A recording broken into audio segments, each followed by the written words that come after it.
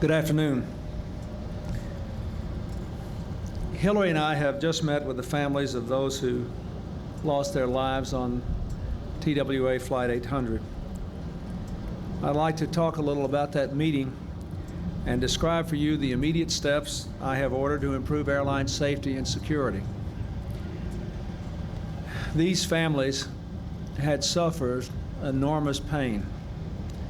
The loss of a parent, a child, a husband, a wife, a brother, a nephew, a niece. They were still in a great deal of pain, and I know that we can all understand not only their pain, but the frustration that they feel at the time it is taking to recover their loved ones and to get answers. I also want you to know, however, that an awful lot of them express gratitude to me for the efforts that are being made by the government personnel, the TWA personnel assigned to the families, and the many volunteers who are working hard to make this awful experience at least bearable for them. We have listened to the victims' families. While much has been done by many to assist them, they believe, and I agree, that there should be in place in the federal government a specific office that has the responsibility and the capability to assist victims' families in tragedies like this one. That is the case where FEMA does the work when there are natural disasters. It was the case in Oklahoma City. That is not the case today with regard to airline crashes. And I intend to work with Congress to see that it does happen. We do not yet know what caused Flight 800 to crash, whether it was mechanical failure or sabotage. But we will find out. Just last night, the divers who were braving the waters of the Atlantic to search for answers recovered both flight data recorders. Our experts are analyzing their contents at this very moment.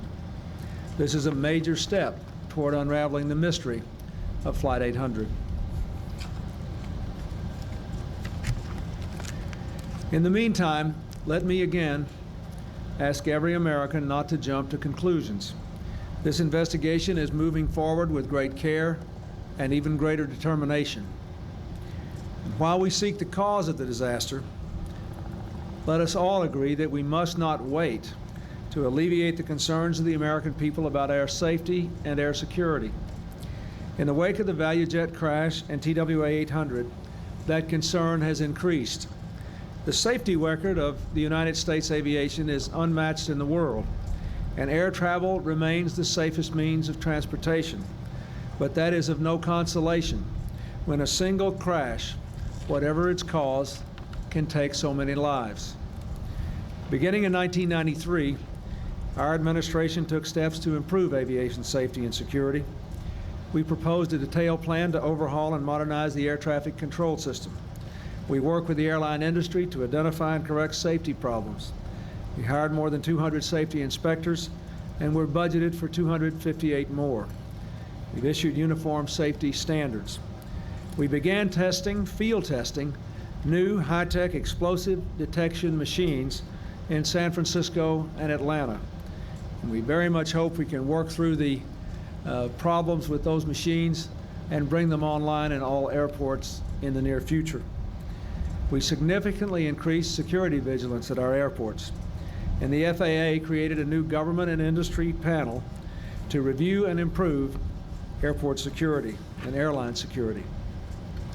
Today I am announcing new measures to increase the safety and security of air travel. First, I have ordered the Secretary of Transportation to issue new directives on airline security that cover international and domestic flights and apply to passengers and to cargo. From now on, we will hand search more luggage and screen more bags. And we will require pre-flight inspections for any plane flying to or from the United States.